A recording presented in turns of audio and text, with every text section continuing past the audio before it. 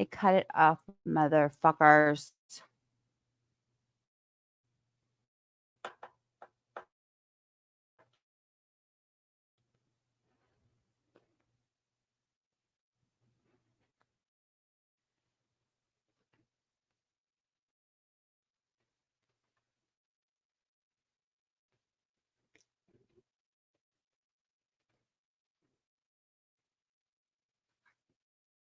All right, let me try again.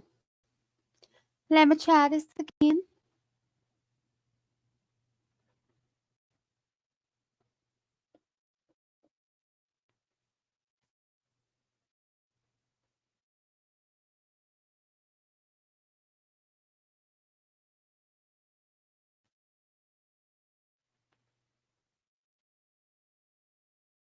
See,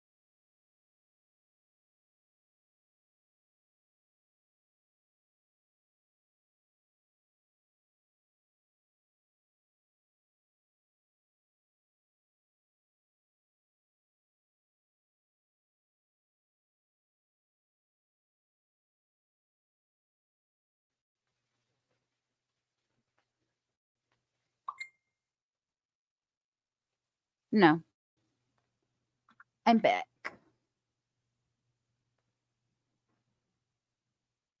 I played that song before. I don't know what their problem is. I usually cover it though. Maybe that's why. All right, here we go. Laken. That was played for a reason. I believe this case is going to get very political. And guess who may be on their way up there? And it's not me.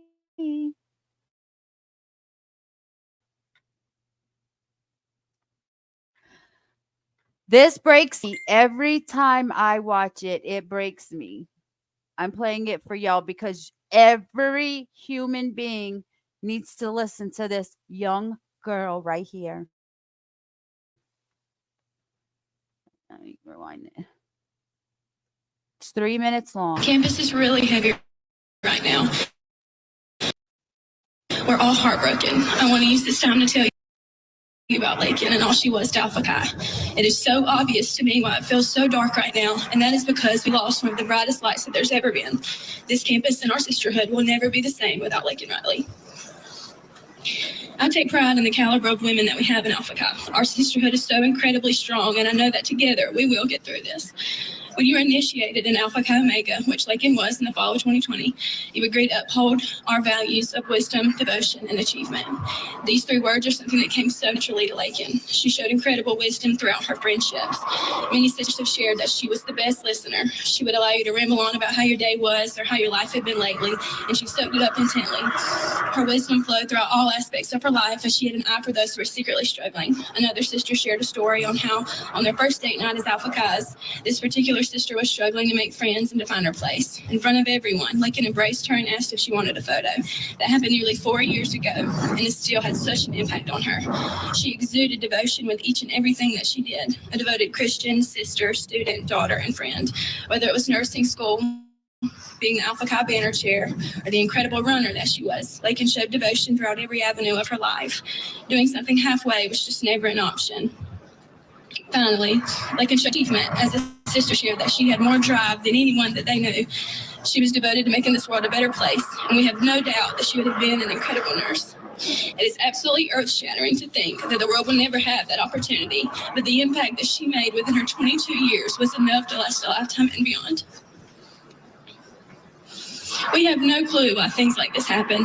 I'm the first to question why. I've chosen to change my view of this and to know that we were given these people at this time for a reason.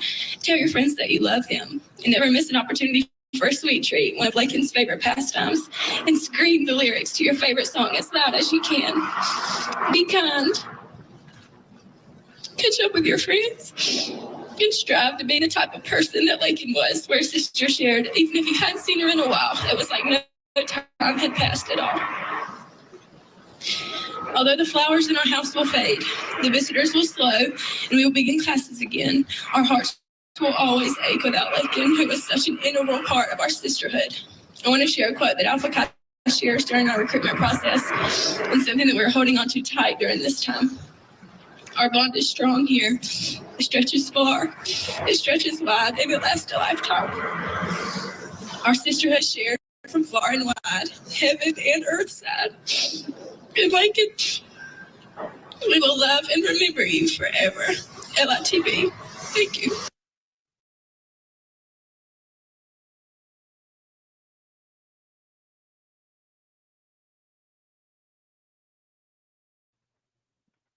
That gets me every single time that I hear it. It gets to me because it's just that situation that this young woman had to stand up there. And can't we be kind? Why can't we, do like Laken did, help people, take care of our people, close our borders. I didn't say that.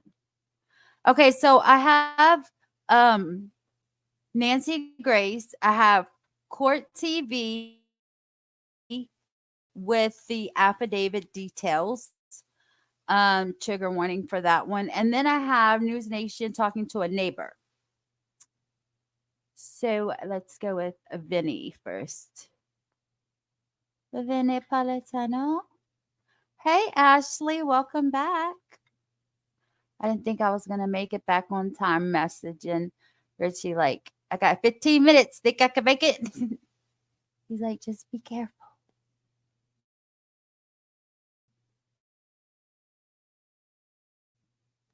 Y'all didn't know what you do now.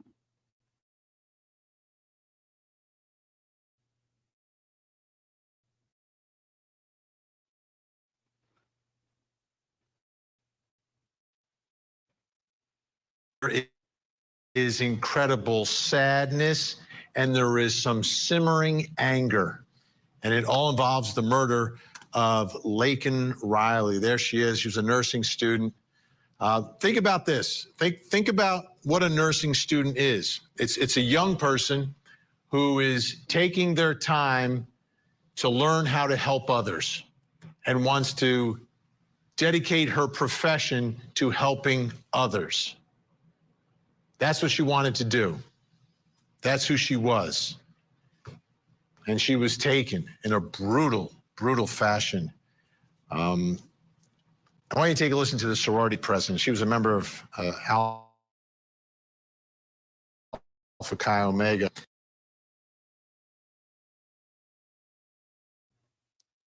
That little clip that I played just now with the Alpha Chi Omega president,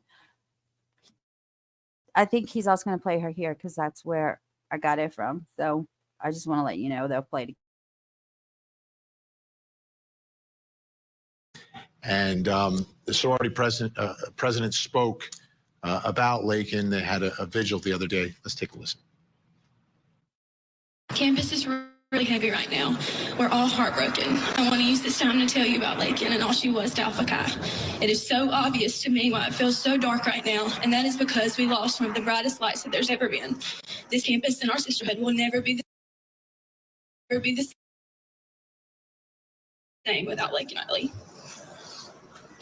I take pride in the caliber of women that we have in Alpha Chi. Our sisterhood is so incredibly strong, and I know that together we will get through this. When you were initiated in Alpha Chi Omega, which Laken was in the fall of 2020, you agreed to uphold our values of wisdom, devotion, and achievement. These three words are something that came so naturally to Laken. She showed incredible wisdom throughout her friendships. Many sisters have shared that she was the best listener. She would allow you to ramble on about how your day was or how your life had been lately, and she soaked it up intently. Her wisdom flowed throughout all aspects of her life as she had an eye for those who were secretly struggling. Another sister shared a story on how, on the first date night as Alpha Chi's, this particular sister was struggling to make friends and find her place. In front of everyone, Laken embraced her and asked if she wanted a photo. That happened nearly 4 years ago, and it still had such an impact on her. She exuded devotion with each and everything that she did, a devoted Christian, sister, student, daughter, and friend. Whether it was nursing school, being a Chi banner chair, or the incredible runner that she was, Laken showed devotion throughout every avenue of her life. Doing something halfway was just never an option. Finally, Laken showed achievement as the sister shared that she had more drive than anyone that they knew. She was devoted to making this world a better place, and we have no doubt that she would have been an incredible nurse. It is absolutely earth-shattering to think that the world will never have that opportunity, but the impact that she made within her 22 years was enough to last a lifetime and beyond. We have no clue why things like this happen. I'm the first to question why. I've chosen to change my view of this and to know that we were given these people at this time for a reason. Tell your friends that you love them and never miss an opportunity for a sweet treat, one of Laken's favorite pastimes, and scream the lyrics to your favorite song as loud as you can. Be kind. Catch up with your friends. And strive to be the type of person that Laken was, where sister shared, even if you hadn't seen her in a while, it was like no time had passed at all. Although the flowers in our house will fade, the visitors will slow, and we will begin classes again, our hearts will always ache without Laken, who was such an integral part of our sisterhood. I want to share a quote that Alpha Chi shares during our recruitment process, and something that we're holding on to tight during this time. Our bond is strong here. It stretches far. It is wide. It will last a lifetime. Our sisterhood is shared from far and wide, heaven and earth's side. And Laken, we will love and remember you forever. LITB. Thank you.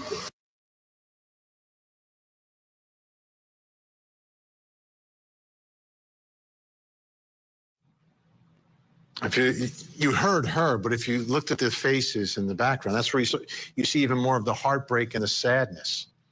That simmering anger I'm talking about, that's coming from a lot of the parents who send their children to that school and are wondering, how does something like this happen? And you know, that anger is pointing in a lot of different directions tonight. I want to go through so you understand where the accused murderer. We begin where it's all taking place, the eastern part of the campus of, they call it UGA, it's the University of Georgia, home of the Bulldogs. It's the eastern part of the campus. Now, last Thursday morning, Laken told a friend that she was going for a run, and she was going to go to the intramural fields, and that's the area that she went to, and you can see where the intramural fields are right there. She never came back from that run. Now, next to the intramural fields is a body of water. Lake Herrick is right there. You'll see it just below the intramural fields on the one side and to the side of it there.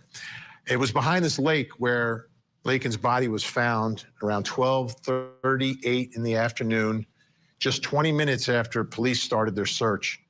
And she was found in a secluded section of the Oconee Forest Park. And police say she was killed nearby and dragged there. We can take a look at Oconee Forest Park is right there. That's the area. So you can see the fields, the lake, and the park are all right next to one another. Now, here's the significant part about the park. There are several dirt pathways that students will commonly run on.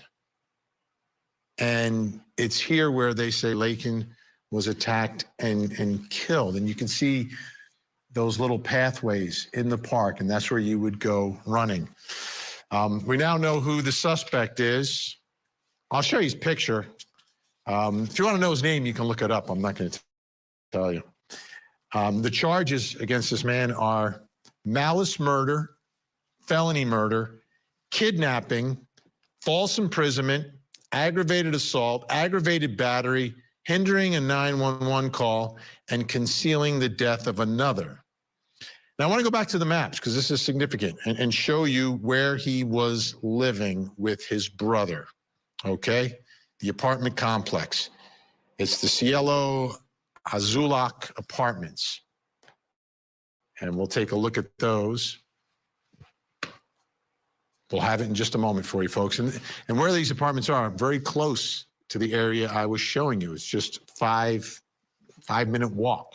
Just walk over the train tracks and you're there on these pathways where Laken was jogging and where others were jogging. So here we are back on the map. And to the left, you'll see the apartment complex right there. You can see how close it is. So that's where he's living with his brother. He had been living up in New York, got in trouble in New York. So, of course, he fled, coward, came down to Georgia to wreak more havoc.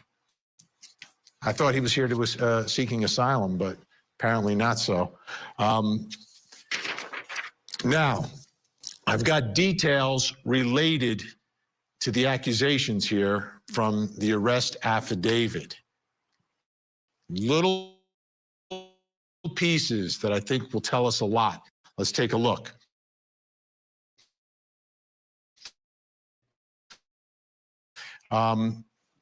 Committed lawful authority and holding that person against her, holding her against her will. Aggravated assault. This is important. Assaults with the intent to murder by causing great bodily harm with an object. What was that object? What was that object? Aggravated battery, maliciously caused bodily harm to another by seriously disfiguring her body or a member thereof by disfiguring her skull.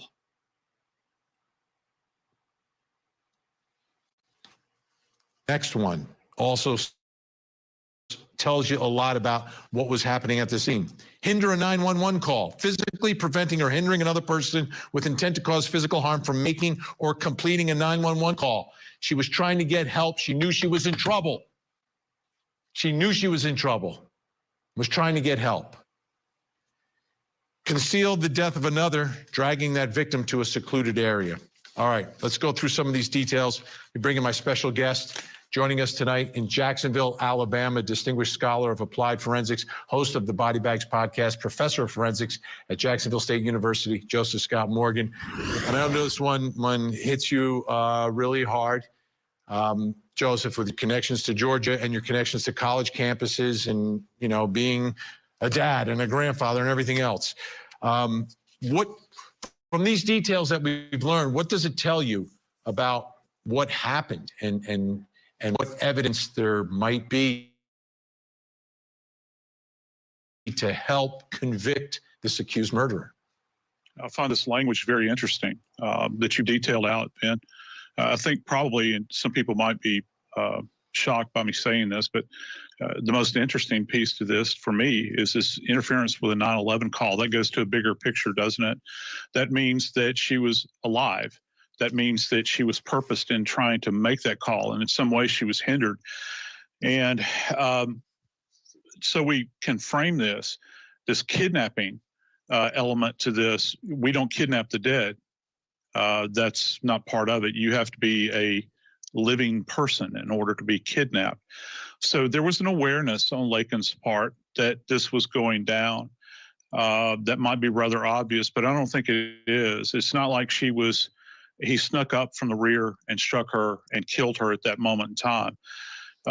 There was something going on. There was probably an interaction. She had an awareness, at least enough an awareness to try to facilitate a 911 call. And then, of course, his activities after that, you know, we can kind of begin to understand the curtains part a little bit here, because now we've got this idea of assault, and they're talking about to do grievous bodily harm to her, and this element of disfigurement that we're talking about. Interesting language here. They talk about an object. Well, I guess anything could be a bludgeoning object. We do know that this had to be blunt force trauma. The coroner had said that a few days ago, where that individual had alluded to the cause of death, that it was blunt force trauma. Now we have an object involved. I think that myself and a few of my colleagues roundabout have thought about this and scratched our head, and we were wondering, did he show up with with a tool like a hammer or a pipe or a piece of wood? Or was it like the chief had said, or the mayor, I can't remember which one, they talked about this being a crime of opportunity. Man. When you talk about a crime of opportunity, that is an event where you don't necessarily show up as prepared as someone would have, say, if they had, we've talked about murder kits before and that sort of thing. It's almost like something was at his fingertips that he was reaching for, that he grabbed, perhaps a rock. We don't know, but we do know that she was greatly traumatized to the point where they discuss this in this data that they've released. I don't know that I've seen this kind of wording before like this, outside of the courtroom setting. I think that this is kind of intriguing here. The one element that's missing here, Ben, and I think you and I could probably talk about this for hours, perhaps. What would have been his motivation to steal her phone? I don't know, to interact with her? No, I mean, the motivation for me that he singled out this diminutive little college student, this young lady. I think it's a sexually motivated event. But yet we're not seeing anything that's indicative of that in the information that the court has released or that the law enforcement personnel have released to this point to allude to some kind of sexual assault. And as time goes by, we're going to learn more. I can guarantee you. I want to know more about the status of her clothing and what they saw. And also one more thing, and I'll be quiet. I'm interested because, they hooked this guy up pretty quickly on charges, Vin. I'm wondering what type of insults he has sustained to his body. Is there evidence of struggle on him? I saw this mugshot that was released of this individual. And, many times what we think about when you have someone that is resisting, you're going to see scratches along the neck, the face, and that sort of thing. And right now, I'm not really seeing that. I wonder, hopefully, I'm hoping that when they did hook him up, that they took good photos of his hands, both the ventral aspect and the palmar aspect, and up and down his arms, Finn, to see if there's anything there whatsoever. Absolutely. Joseph Scott Morgan, appreciate your time and your insight tonight. Obviously, we'll continue to cover this with you and go into even more detail as we learn more from this investigation. Thanks so much. Let's bring in our think tank. Join us in Columbia, South Carolina, criminal defense attorney and lawyer Lori on TikTok. Lori Murray is with us. In Los Angeles, California, Deputy Public Defender for LA County, Philip Dubé. And in Atlanta, Georgia, criminal defense attorney, former federal prosecutor Michael Sterling.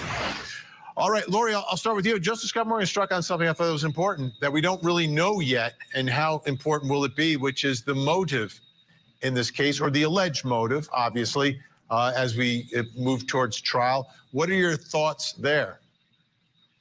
I think it's the glaring, absence of this motive that is just the most disturbing of anything, because if not, it's just a random act of violence. If there's no motive, you automatically assume it's sexually motivated, and it's going to be very important, I think. I don't know what evidence they have against this guy. I just know that there's got to be some reason for us to all make sense of this madness. Philip Dubé, to make the arrest this quickly, my guess is there's evidence, and including some videos, et cetera, surveillance videos from around the campus, perhaps near his apartment complex as well. From your perspective, what is the biggest unknown at this time? The motive. We can look to behavioral clues in the evidence itself and in the charging documents. And I just have a sneaky suspicion that he saw her take her morning jog, and there was nothing nefarious going through his mind at the time, but he found her attractive and maybe even tried to hit on her, tried to strike up a conversation. She kept running, wasn't interested, but he followed anyway. And maybe she got scared that she was being pursued and took that phone to call 911. And in his mind, we see this so often, Vinny, especially out here in LA with our undocumented clients. They are so afraid of going into immigration custody and being deported that they do whatever they can to eliminate the object, if you will, of their oppression in that moment. It's certainly not a legal defense, but it explains the behavior as to why they would resort to such a violent, hideous act. The thought of going back to their homeland because of a misunderstanding after being drawn or attracted to a young girl is frightening to a lot of our undocumented clients. And I just have a feeling that more and more is going to come out. Sorry, dude. I do not like you. Stop making up excuses for this idiot that needs to go back to Venezuela. About that. I seriously doubt that this crime was sexually and property motivated, meaning it was not an attempt to rob the girl or take her valuables in any way. I mean, let's face it, what is she going to have on her person during a morning jog? Nobody's going to have anything of value unless there is some type of intrinsic value in the phone itself. But I'll be curious to do with her phone. And let's not forget, he ran away from New York after he got in trouble up there as well. So he knew getting in trouble again. This reminds me of what you just described was the Molly Tibbetts case. Yes. The same exact case where man approaches woman wants nothing to do with him, runs away from him, and he's not taking no for an answer. And he gets physical. Michael Sterling, you're in Georgia. Walk us through how this thing's going to play out. Yeah, Vinny, I was actually in Athens, Clark County Court this morning throughout most of the day handling a separate matter. And it's all anybody was talking about in the community, at the coffee shops, inside of the courtroom. It's all anybody could talk about. So the community is, extremely impacted by this incident.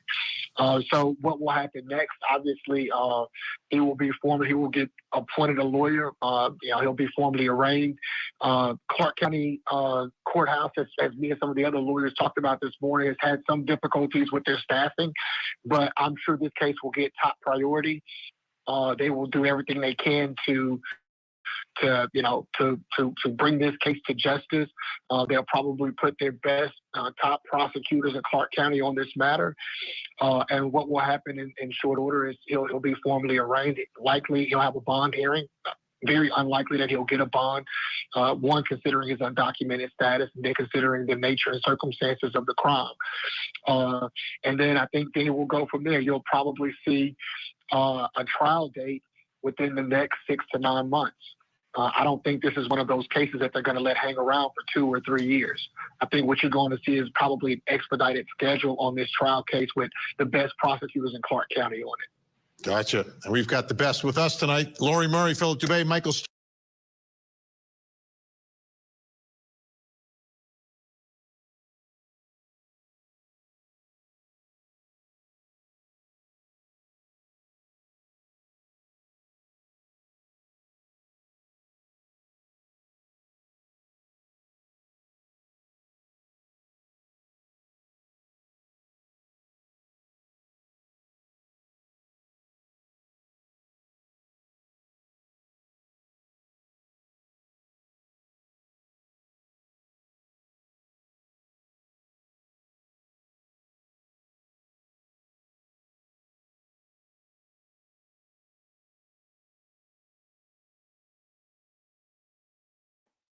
Look, I hate politics. I hate the Republicans, and I hate the Democrats, and I hate the independents. They all lie. But I want the truth. Why was this guy here? Why was he not already behind bars? Why was he not already deported? And can anybody tell me why this happened to Laken? I'm Nancy Grace. This is Crime Stories. Thank you for being with us here at Crime Stories and on Sirius XM 111.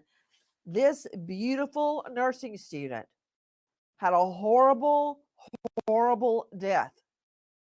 Look at Laken. She's absolutely stunning. Her family has supported her, helped her move forward in life, and all she wanted to do was help other people. Why is this girl dead? Why was her body found on a jogging path near a lake in Athens? What are we doing to protect our own citizens, the most vulnerable, women, children, minorities? Are we doing anything? Because it feels like we're not. Let's start with what we know. Take a listen to Chief Jeff Clark at University of Georgia PD. On February 22nd, 2024, at approximately 12:07 p.m., the University of Georgia Police Department received a call from an individual concerned for a friend who had gone jogging at the intramural fields. Our officers responded to that area and immediately began a search of the area to attempt to locate the individual. Officers located the individuals in the area behind Lake Herrick at approximately 12:38. The individual was unconscious and not breathing and had visible injuries. Officers immediately began rendering medical aid. Emergency medical responders determined that the individual was deceased upon their arrival. This poor little girl, there's nothing they could do to save her. When I first heard she was unresponsive, I thought maybe she was just passed out cold. Maybe she was in a coma, but no, she was left there dead. I'm going to find out all the facts about how she was left. You know, I want to point out that normally I get a bad taste in my mouth. My teeth go on edge when I hear campus police are handling a case. Think back to Kristen Smart. Remember that? How badly they ruined the murder investigation. But in this case, I've got to say, it seems to me that the UGA PD did everything right, God willing. But it sounds like they did. You were just hearing Chief Jeff Clark. He addresses the discovery of this young girl's body. With me, an all-star panel to make sense of what we know right now.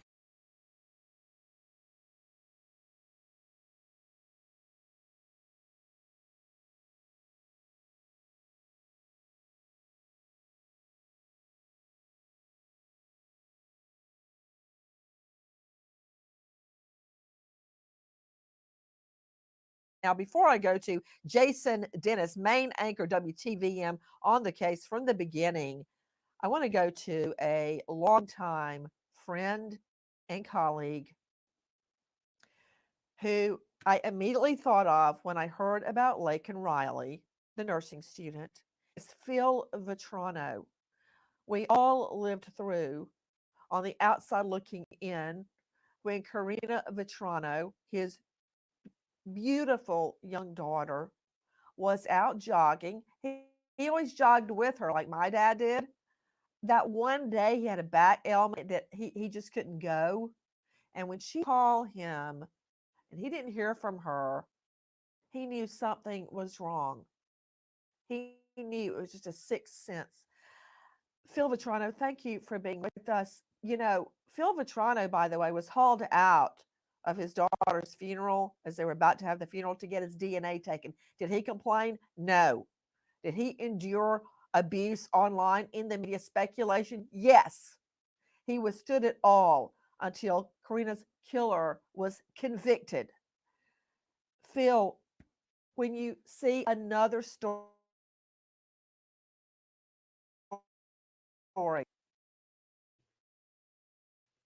do you feel like She is so beautiful. nothing is being done? Nancy, when I first heard the story, to quote Yogi Berra, it was like deja vu all over again. I mean, we had Vanessa Marcotte, and then we had Molly Tibbetts. We have Lincoln. And the situation, the circumstances are so similar. I mean, the perpetrator was not a non-U.S. citizen, had no care about human life, just dumped the bodies. And yeah, I mean, when I first heard this, I went right back to 7 years ago, which was not a good place. Not a good place at all, guys. Phil Vitrano is weighing in. Phil, please jump in whenever a thought occurs to you, because you have lived through this same exact scenario. Um, Let me go straight out to Jason Dennis now for the very latest in what we know happened. I'm very curious. First of all, Jason Dennis, take a listen to Rachel Bonilla, Crime Online. Riley sets out on a morning run. She grabs her phone, telling her roommate that she'll be back after a half run at the UGA campus intramural fields. When Riley doesn't return for hours, her roommate calls campus police 911 at 12:07 p.m. Jason Dennis, again, thank you for being with us. I want to talk about not so much leading up to the discovery of her body. I want to talk about the evidence. I want to talk about how she was found, who found her, the condition of her body. Hit it. She was found right next to a lake, next to the intramural fields. And my son is a sophomore at the University of Georgia. He actually parks there at the intramural fields. And so around this lake is it's a pretty normal place for students, for people in the community of Athens, Georgia, to run around. And this was on a Thursday morning, right in the middle of the week. Nice weather there at Lake Herrick. And as the UGA police chief was talking about, and he called this a crime of opportunity. So she went there running, we assume by herself. And, he apparently, Mr. Ibarra, 26-year-old Jose Antonio Ibarra, the suspect here, an illegal immigrant from Venezuela, he lives in an apartment complex. It's literally right next to this lake. That area where she was killed, where she was found, is right behind his apartment complex. So essentially a 5-minute walk for him to that area. So as UGA police called it, a crime of opportunity. He's still behind bars, no bond, long list of charges like malice murder, felony murder, kidnapping. And she was found there, like you said, like we heard before, unresponsive and dead on the scene. So she was left dead there. Blunt force trauma is the cause of death we know so far.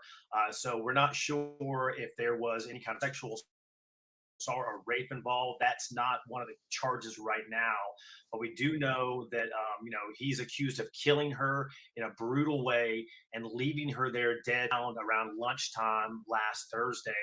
And students have not been they canceled classes on Friday at the University of Georgia, one of the top schools in the entire nation, and the students just returning to class today on this Monday. So as my son and others have said, it's very somber, very sad vibe on campus.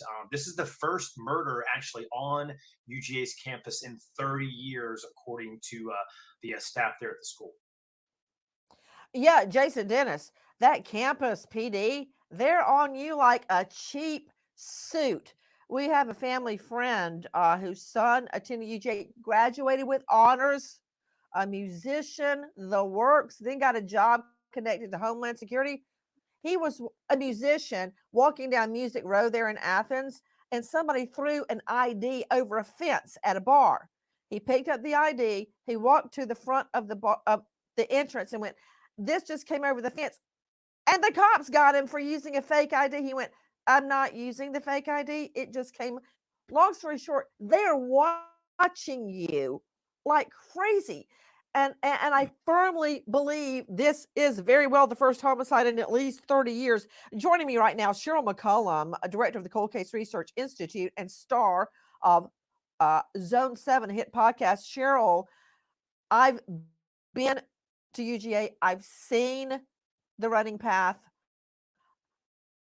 A lot of young ladies run that path all the time. And I can't believe, Cheryl, that everybody's screaming about why was she jogging by herself? What was she wearing? Was she wearing shorts? Was she wearing a jogging bra? Why was she alone? Why did she pick that time of the day? It's upset. Why aren't we talking about this guy who came into the country illegally? Number one, he was detained at, I believe it was El Paso, coming across the border. They let him go. Then was arrested in New York. They let him go. And here he comes to UGA to collide with Laken. Before I get on that, tell me what you observed about the scene. I want to see if I agree with you. Okay. When you get right there at Lake Herrick, there's a multi-level parking deck. So this is a well-used area. You've got intramural fields where the band practices. You've got multiple tennis courts. When we were there Friday and Saturday, there were tons of students playing tennis and pickleball. There were elderly people walking the path. There were people with their dogs. There were people kayaking. This is not a place that is not well traveled by folks on Okay, the stop campus. right there. Stop right there. Stop right there. Guys, we're showing you pictures that Cheryl actually took for us. She has been on the ground for the last 2 days, combing the area to report back everything she could find. I agree with you completely. Right now, we're showing you where we believe Laken's body was found. Does anybody on the panel know whether Laken was clothed or unclothed or partially clothed? Jump in. Not hearing I don't know anything. anything at all other than she was discovered, with extreme facial injuries from what I was able to determine in my conversations. And of course, the problem here, Nancy, is something that we all need to be aware of. As an instructor for the Bureau, I taught death investigations, and one of the important points here is that individuals, when they are in areas that are protected, like this area is supposed to be, that area is supposed to be watched. It's supposed to be well traveled, but apparently it wasn't at the time. And we know these serial offenders, or these offenders, like the individual who's charged here, frequently target areas of people. And my largest question is, how in the world did they come from New York? How are they living when they're not working in this apartment that's only 5 minutes away from this school?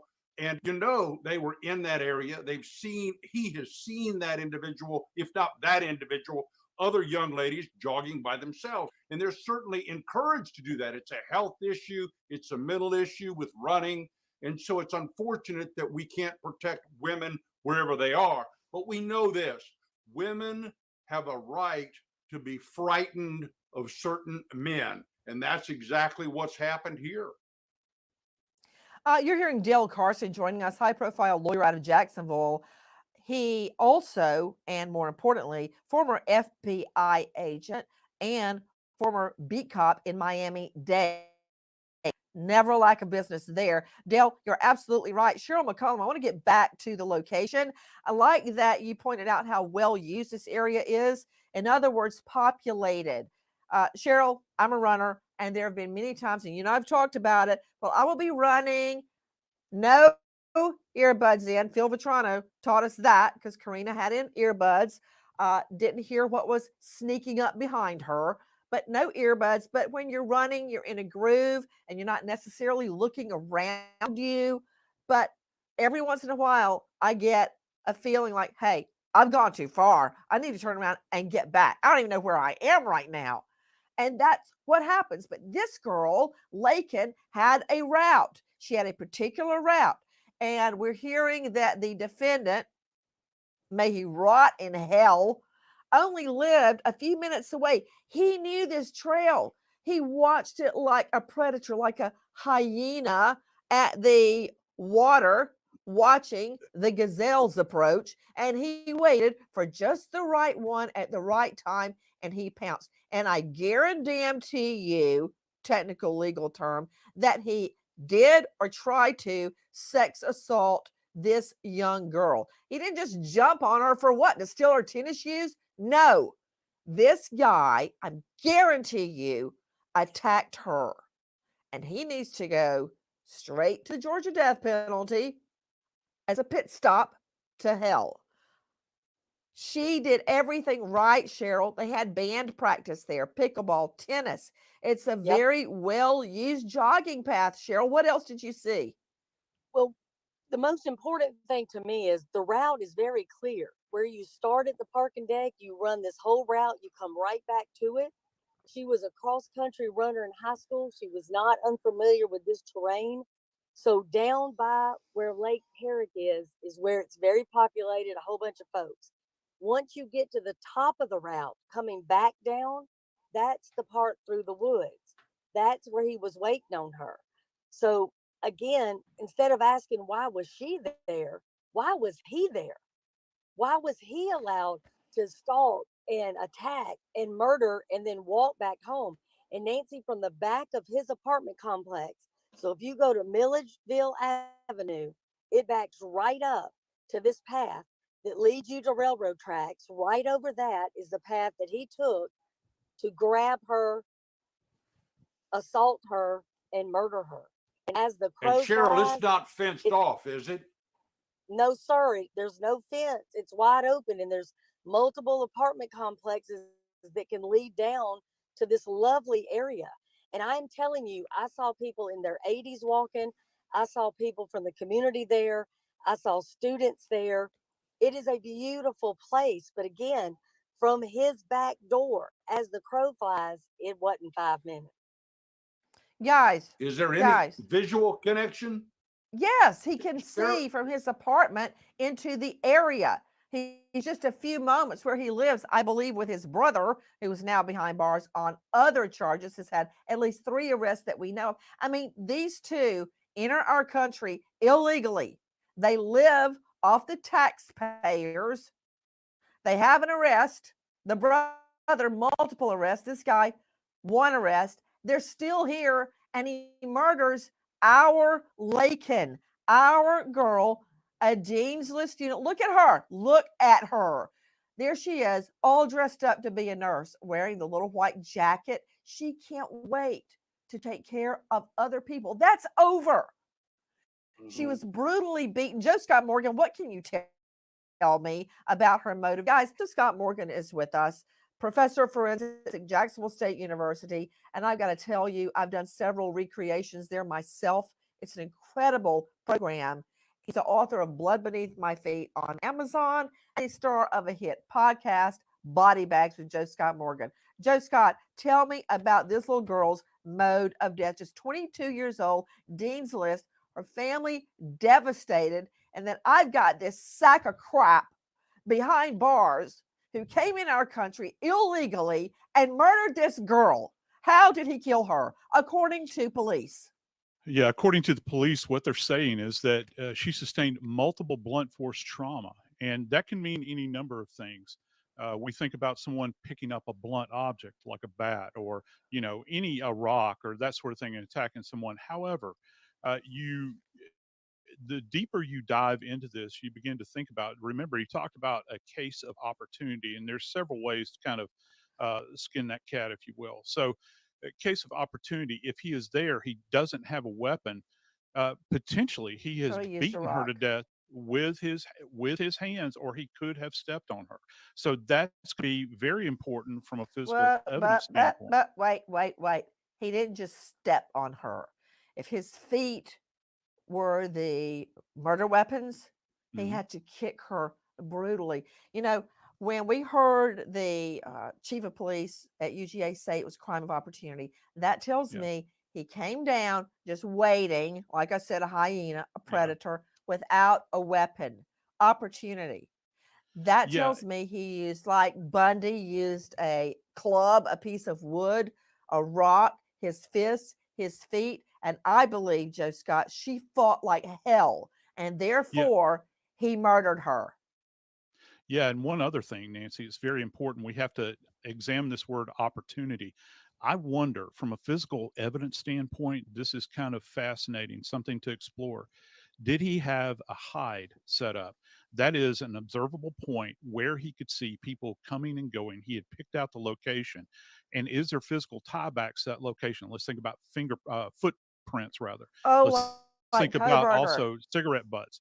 Anything that is left behind that ties back specifically to him, that shows him in some kind of perch there waiting, where he's kind of receded back into the woods. And look, you jog, you know that you can't see everybody to your left and your right, but he can see them. He has an advantage. Who expects to be attacked as they're jogging? I totally believe. It reminds. I'm sorry. Is this Jason? Jump in. Go ahead. It's it's Phil. Go ahead. I totally believe he staked out the area, as in with Karina, and with Karina, She was found at a bottom of a U. So he could see people coming from the left and he could see people coming from the right. And I believe with Lincoln's murder, he had been following her or watching her. And he planned this out and he just waited for her to come by. And he was most likely hiding somewhere in the wooded area. And I believe, this is what I believe, that he did have the idea of sexually molesting her, because what other reason would he have just to kill her? Just to kill her, like you said, for her sneakers? No. So we don't know if she was molested or not, but we will find out. Phil Vitrano joining me Nancy. is the father of Karina Vitrano. Phil, got a question. When Karina was murdered, did the perp use an object or his fists? He first hit her with an available object, a rock. He hit her in the back of the head with a rock, and then he used his hands. And, you know, Phil, I don't like talking about the details of Karina's murder, but if it can help in any way shed light on this, I'll do it. And I want to thank you again for being with us and putting it out there what Karina lived through and what you lived through. Karina was beaten so badly, her teeth were knocked out of her mouth. She was brutally beaten. And in this case, when I look at Laken and I think about her jogging and her worried about classes and making all of her A pluses and her family just so proud of her getting into nursing school and her whole future laid out, I want to put my hands around this guy's neck and squeeze and squeeze and squeeze. And when you mentioned those girls, Phil Vitrano, you said Vanessa Marcotte, you said Molly Tibbetts, and now Laken Riley, and of course, Karina Vitrano. I mean, to you, Jason Dennis from WTVM, who's been on the story from the beginning. When I think of my little girl, Lucy, and the possibility, she's just not even just a couple of years younger than Laken. Who wants their daughter in this list? Nobody. When we say Karina Vitrano, Vanessa Marcotte, Molly Tibbetts, now Laken. What more can you tell us? What connected this sack of crap to the murder? Well, and first of all, Nancy, I can tell you that as my son, like as I mentioned, he's 19 years old. He's a student at UGA, one of about 35,000 students. So this is a large school. You know it well. And this in this area right there, I saw an interview with a former roommate of Laken Riley. She was infuriated that how could something like this happen? She says, there's no excuses for like, okay, she was running or she by herself. What was she wearing? She said that this area is run often by all kinds of people, all kinds of parts of the day. My son is a runner as well. And I mean, he literally parks at the intramural fields right next to that area. It's very heavily traveled, especially on a weekday morning. So, he was, allegedly lying in wait. And, along with being arrested by ICE through El Paso back in 2022. And then he was arrested 5 months ago for what they called acting in a manner to injure a child under the age of 17. That was in New York City 5 months ago. And he was released because they couldn't have a detainer on him. So released because essentially they did not have room for him or couldn't keep him behind bars. And you mentioned earlier, his brother, Diego Ibarra, he was also arrested in Georgia. He had actually accused of using a fake green card to get a temporary job with food services at the University of Georgia, did not provide further documentation. So he was fired from that job, never officially paid by the University of Georgia. So you have these two brothers that are living there in Athens in that area, and both, allegedly illegal immigrants. And there's no nobody looking out for what they're doing, why they're doing it.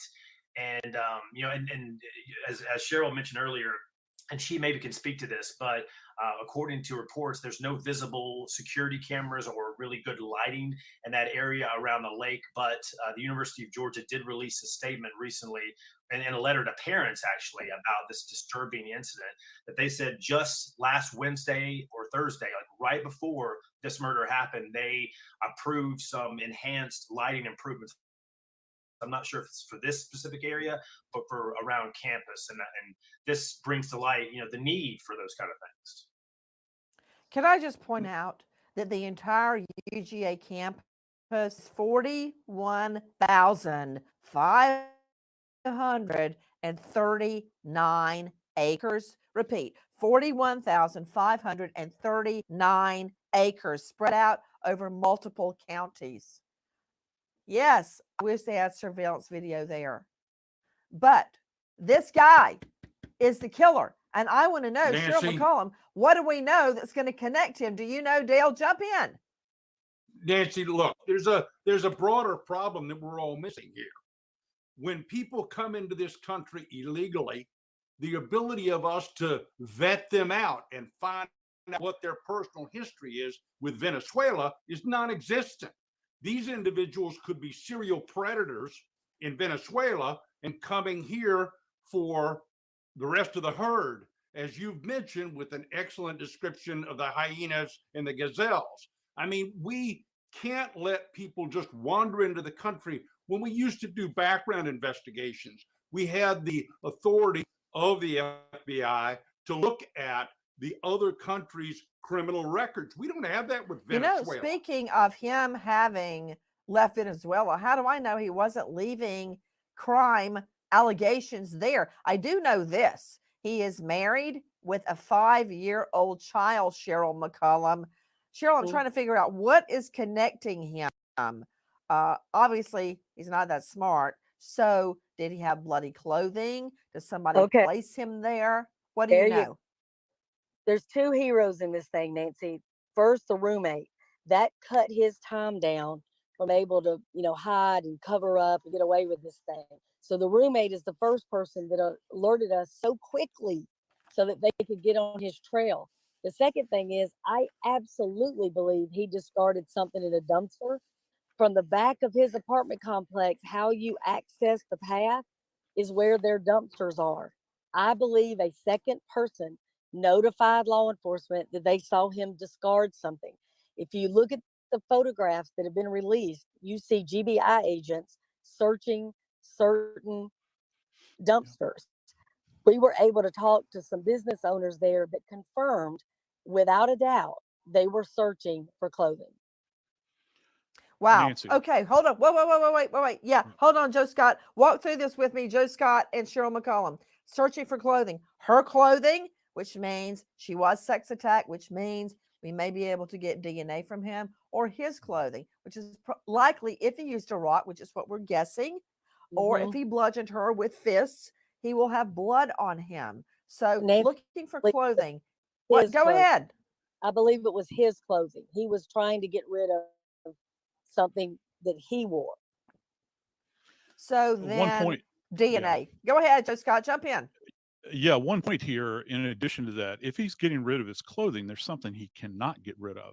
They caught him pretty quickly, Nancy. And because this is such a frenetic event, and I can almost guarantee you she fought back. All right, he's going to have evidence on him in the form of trauma that could have been sustained as her defending herself, scratches, that sort of thing. But also one other thing, on his knuckles and on the surfaces, the both aspects of his hands, he might have bruises and abrasions there where he is attacking her, and you can't get past that. He can't explain that away. With that, you can have transfer. If he's broken his skin in any way, you can have transfer of his DNA to her remains there at the scene. Okay, I'm trying to take in what you're saying, but you got me drinking from a fire hydrant. Could you say that again in regular people talk? Okay, dummy down for me. What?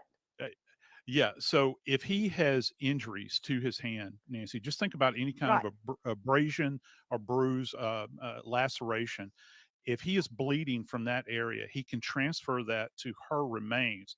They would have had to have gone over her remains, unfortunately, very, very carefully at the ME's office to examine her for any foreign DNA. They would have done swabs on her specifically looking for that. Any kind of hair transfer as well that came off of him transferred onto her. I don't think he would have had sufficient amount of time to prepare her body and to eradicate any other DNA from her. He's When you trying to say just prepare the body, things that you he, mean like Nicole Lovell's body? The little girl was yeah, thrown on the side of the road, and someone had stripped her naked and wiped her down with yeah, alcoholic wet wipes. That's what you mean by that's prepare the body? Okay, yeah, got it. that's not He didn't happening have here. time. You're right. Okay, Hey, Nancy, guys, New York, I'm skipping forward to our cut 5. I want you to hear more of what we know about this POC, Jose Ibarra from Venezuela. Take a listen to Dave Mack from Crime Stories. Listen. Jose Ibarra is from Venezuela and came to the U.S. illegally, arriving in El Paso, Texas, with his wife and her 5-year-old son. Due to overcrowding at the center in Texas, Ibarra, his wife Laken Franco, and her 5-year-old son are all sent by bus to New York City a week after crossing the border. They are given food and lodging, and Ibarra begins posting pictures on social media about living the high life in New York City. Ibarra is working DoorDash and Uber Eats when he gets arrested for carrying his wife's 5-year-old son without a helmet or protection of any kind on his scooter. Ibarra is let out of jail. He and his wife split up, and Jose Ibarra ends up living in Athens, Georgia, with his brother Diego. Their apartment is a 5-minute walk from where the body of Laken Riley is found. Well, that's the best day.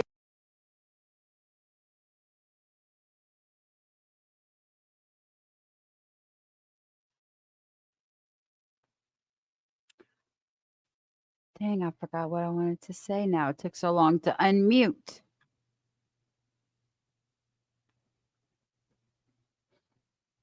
Day's work that his wife ever did, leaving him. I mean, you want to tell me there weren't red flags before this? Cheryl McCollum, you were speaking before I went to Dave Mack. Go ahead, jump in. Tell me everything you know. I just want to really brag on law enforcement, University of Georgia Police, Clark County Police, the GBI, the FBI. Nancy, there are photographs they've already released where you can see their command center on the 23rd is set up right in front of his front door, basically. Now, if that's not an oh crap moment for this guy, then they take him in for questioning, and then hours later, they make an arrest. So you're talking about from the 22nd to the 23rd. That is how fast they moved on this thing, and that's how unbelievably seamless all of those agencies work together. You know, Dale Carson, I want to follow up on what Cheryl McCollum just said. Dale Carson, he may lie, but you know what doesn't lie? DNA, deoxyribonucleic acid. Right. And under the law, you can choose not to speak under your Fifth Amendment right to remain silent, but you can't fight a legal search warrant. And search warrants apply to taking your blood, taking your fingerprint, getting your DNA, saliva, the works. They can, police, I've done it, can get a DNA for you to walk, for you to give a voice analysis. So while you don't have to testify against yourself, they can absolutely get his DNA. And don't you know, they're going to go through his apartment he shared with his jailbird brother with a fine-tooth comb to find everything they can. But they can get all that evidence pursuant to a valid search warrant. Yes, no, Dale Carson. Yes, absolutely. And that's what they've done. They did another interesting thing, which is coming vogue now, which is they take the suspect and put him outside while they do the search. So there's no cross-contamination of anything they might find during the course of the investigation, looking for the very DNA that could be hers or his. And I find it fascinating that they've moved that technique ahead so that they're certain that what they find is connected to the crime and there's no cross-contamination as we see sometimes. You know, another issue to you, Cheryl McCollum, where her body is found, it's across a busy road and it's across from a large dorm and a dining hall. It could we may very well get video surveillance from there. I don't know what, but something. And if he lived in this apartment complex, Cheryl McCollum, we may have him leaving and returning to the apartment complex at exactly the time the medical examiner, that will be you, Joe Scott, could place the time of death. I mean, we are tightening the noose by the minute, Cheryl. No question. And Nancy, when we were there Friday and Saturday, lots of folks were out washing cars, playing with children on their deck of the apartment. So again, the idea that he was not seen is almost zeal to me. It's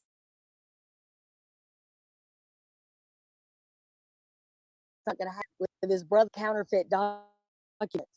I know what it took to get both of my children an apartment at SEC school, one in Athens and one in Tuscaloosa. And you've got to have proof of all kinds of stuff. You've got to have credit history. You've got to have a criminal history. Sometimes you've got to have somebody that's going to guarantee if you run out on the bill. You've got to have a driver's license or a state ID or a passport or social security card. I don't know how these folks are in this apartment. That's something else that has got to be looked at.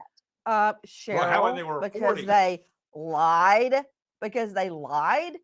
Does that have a ring of truth to it? Back to you, Jason Dennis, anchor WTVM News. Jason, what more can you tell me? Because I expect there are going to be additional charges such as rape, such as some sort of sex attack, which is, of course, an aggravating circumstance under which the local prosecutor can and must seek the death penalty.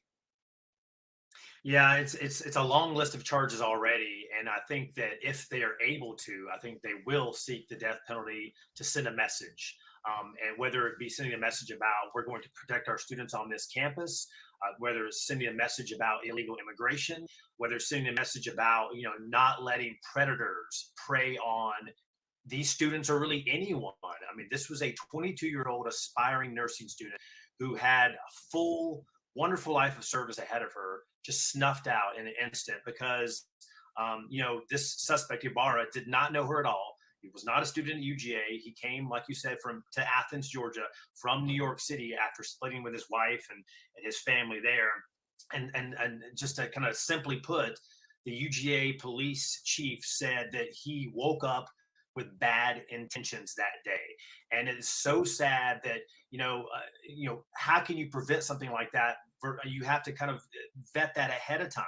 And the UGA president, like Cheryl was saying, very relieved that they made a quick arrest. I mean, it wasn't, 24 hours or so when they made this arrest of this man. Can I talk about the evidence really quickly?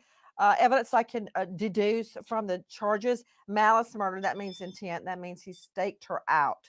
He had a perch, like Joe Scott was talking about, much like Brian Koberger, who could go up behind the 4 victims in the Moscow, Idaho sleighs and watch them. You can see directly into their apartment in that home.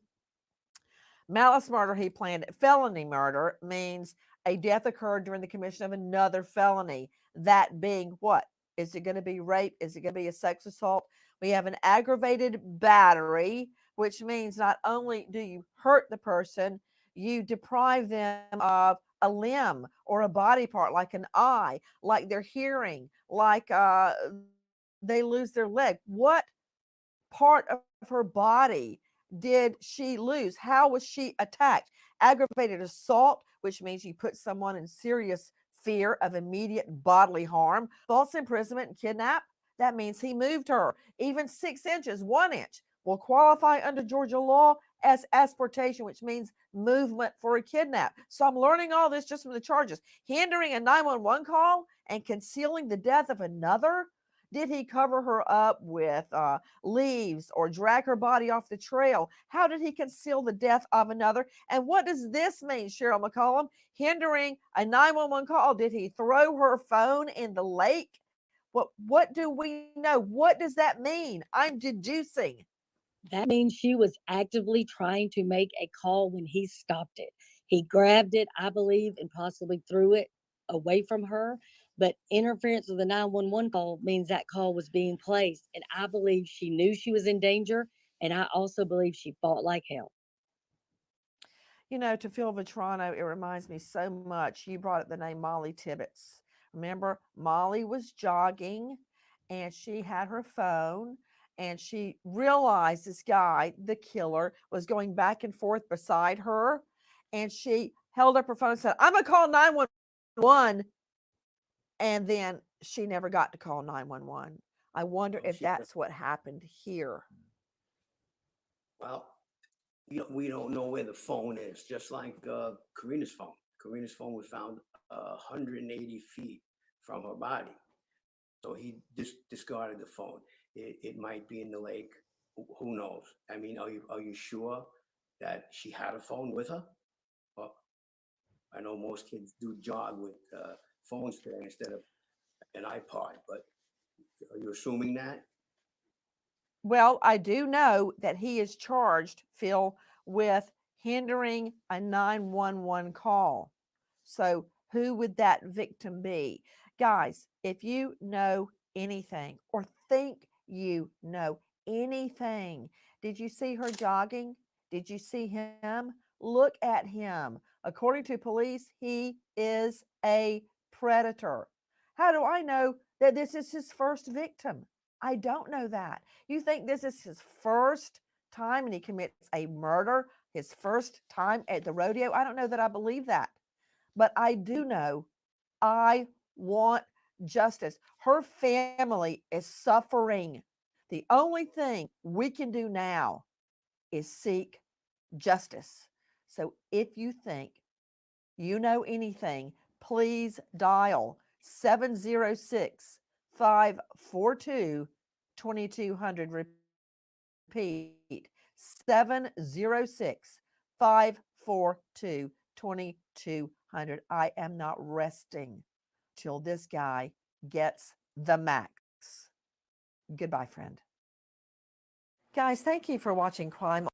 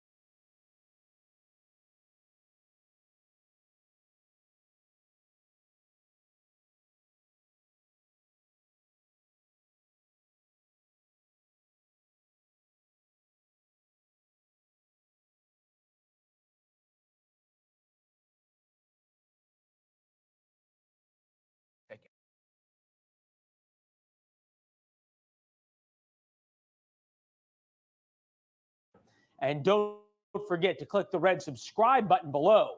Absolutely. First tonight, absolutely horrific. And there is no other way, sadly enough, to describe the new can't details hear within it? tonight about Laken Riley's final moments. Hold on.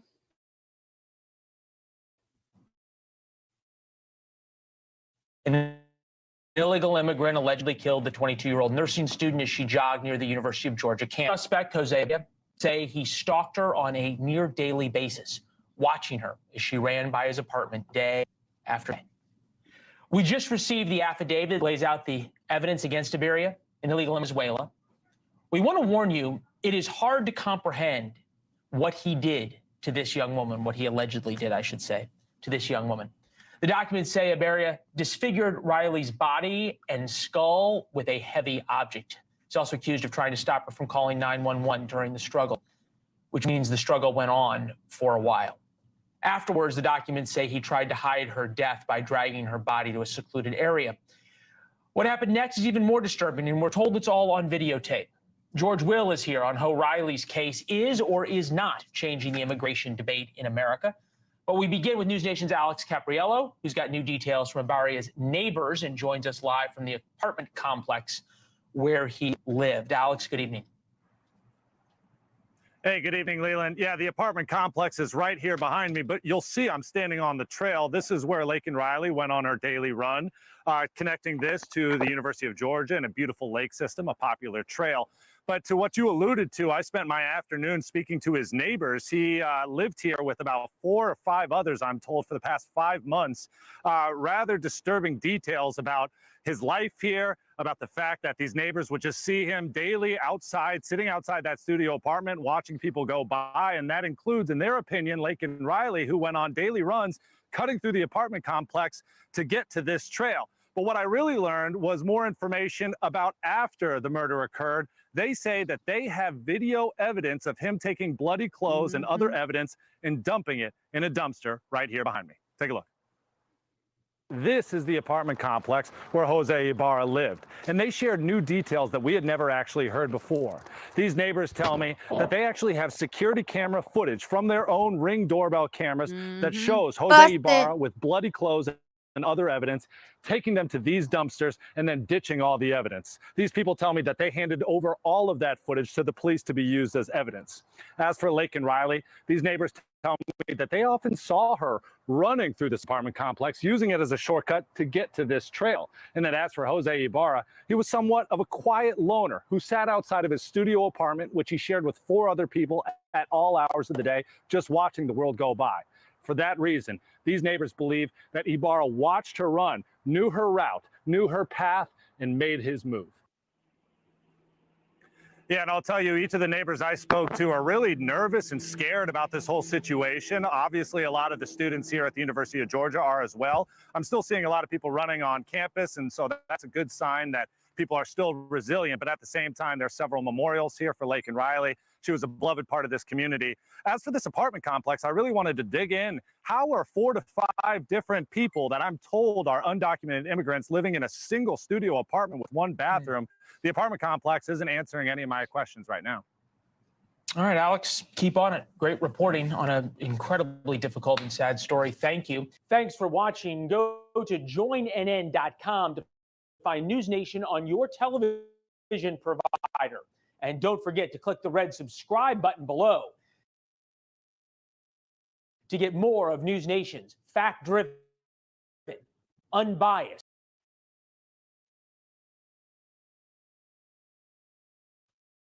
But this is the last thing I want to show you. This is the press conference. Look at these residents, dude. They're like not having it.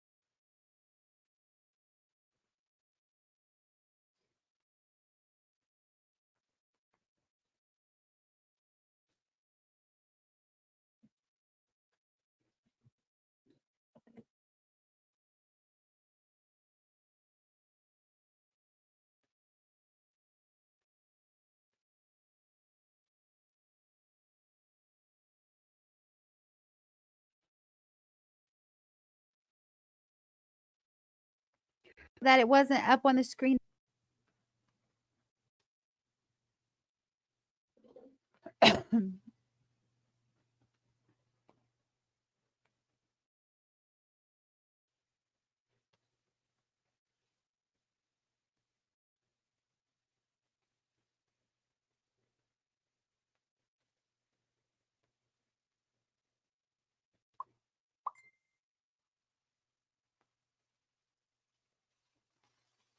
Let me get to the good part. High school students will be introduced to public safety and have the opportunity to contemplate again this high wage, great career. We've been expanding our camera provisions that just give people a good from the press in recent days about this notion of a sanctuary city. And so I want to lay some things to rest here today. This term sanctuary city doesn't have a sole legal or procedural definition. You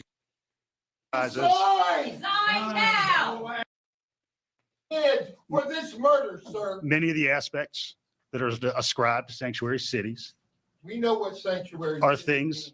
that are disallowed by Georgia law. Sanctuary policy, which is what we do. And we contribute a document every year to the Georgia Department of Audits indicating that we do not correspond to these definitions under state law. Yes, you do.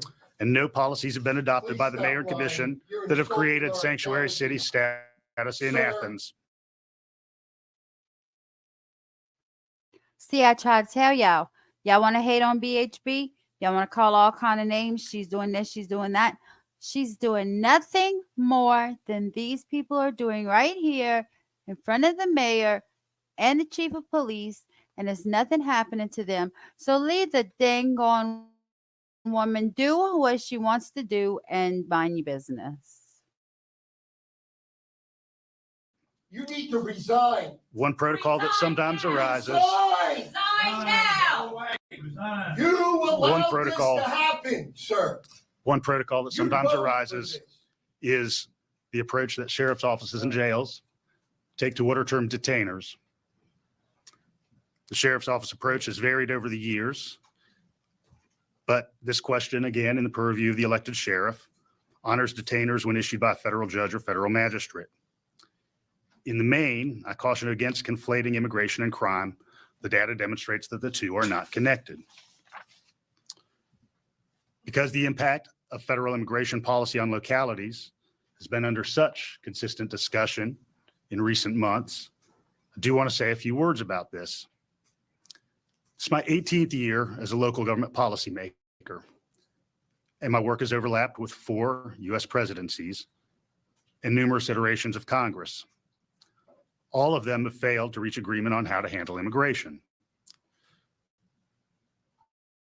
We had immigration needs. Over the last 30 years, because oftentimes is if you're a member of the press, I'm an old man, my ears can only hear one thing at a time. Self, and the outlet with 1.5 times less.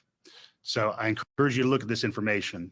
But what I want to leave you with is this notion that the only appropriate number of murders in this community and the number that we are going to be working our tails off every day for is 0.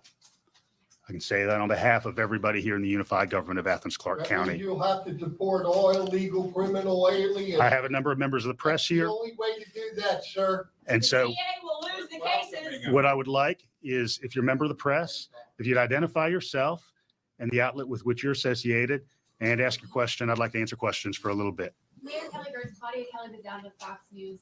Good morning.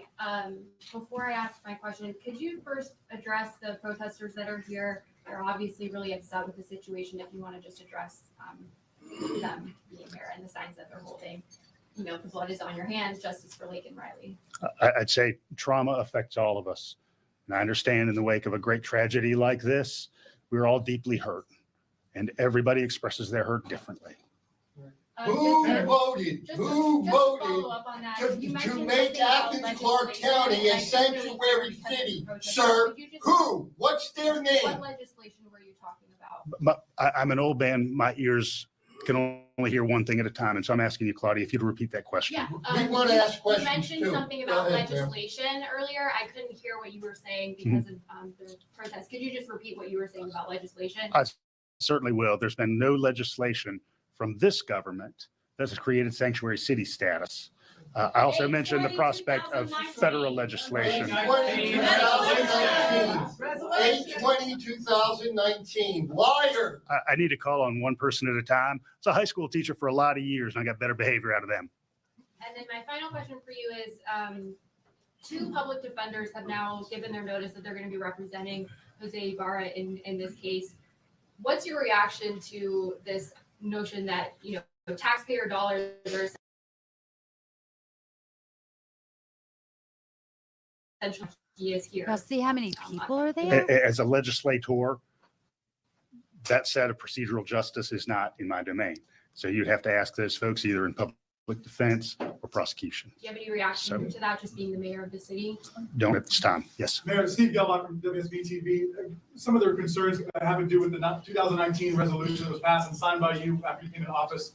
It is entitled in support of immigrants and undocumented community here, and it does state that all statuses are welcome. Do you want to respond to that? And does that give you said it's only a term and definition, but does that give the impression that this is a sanctuary city? I appreciate the question. Thank you very much for asking. I need to be able to answer clearly, so I'll need the voices in the room to listen. Appreciate that. Are you going to rescind it? What I'd like to note is that here in Athens-Clarke County, we center our work in the public sector. You need to go, sir. We don't want to hear from you no more. You're not defending us. You're not upholding your oath of office, sir. Everybody with their You cell are phones. lawless. You are a They're right. criminal. I'm trying to ask a question. So your press members. If non-members of the press Yeah, I'm a press member. might too. be asked to We, leave. The people. We created this government, and we pay your salary. You do what we want you to do, not what you want to do. That's the problem with this lawlessness in our country. You're not upholding your I've got a oath, question from a member of the sir. press. So obviously that gives the impression to the community and even parents out there who are sending students to your city to go to college. What do you say to that? I appreciate the question. Thank you very much. I want to say that we center our work here in Athens-Clarke County in people's humanity. And part of everybody's humanity is the expectation of human dignity. While 2019 was not that long ago, you might remember the dynamic we were living in the late teens in this country, where you had the President of the United States speaking in the most vile terms about people who were foreign born. And you had that notion metastasizing in places like Charlottesville. This is an invasion. When I was younger, I was a criminal. And you know what I thought about doing? Crossing the border to Mexico to get away from my crimes. Son, I'm going to ask you to leave. Jesus Christ, he saved me, and I no longer live that lawless life, which you do. Son, I'm going to ask you to leave. You are lawless, Mr. Mayor. I'll be glad to schedule some time with you if you'd like some individual time. Yeah, I'd like to spend some time with you. Let's do that, but I need to got a continue. question. Sorry. I'm with me, the Are you people. going I to have a rescind the question. resolution? Is that still in place? Does that give the impression this is a sanctuary city? What? No, you can't call it that under Georgia law. What we wish to do is dignify everybody's humanity. There's nothing in that No, resolution no, that that's not creates. the law. You took an oath to uphold the law, not your feelings or nor your opinion. Chief That's what you're upholding. No, sir. You're talking BS to us right now. I need to answer one question at a time. Right here, sir. Alex I'm going to continue my answer from a moment ago, and then I'll get it. You called me a white supremacist in your resolution. Well, that was not nice to me, was it? What we wish to do. This is America still. What we wish to do Okay. All right. is to understand. Stop talking if you'll call upon me so I can answer questions. Is to understand that those families that are here came here under less than ideal circumstances. I've outlined my I wanna see desire what the for other sign says. better federal legislation that would standardize. I just wanted y'all to see the protesters attacking him because everybody wants to bullhorn Betty with her bullhorn. But look, it gets shit done. She knows what she's doing. Leave her the hell alone. All right, guys. Thanks for watching with me. I know it was late. I'm sorry. I had a lot of errands to do today. Please hit that thumbs up for me. Share. Have a good night.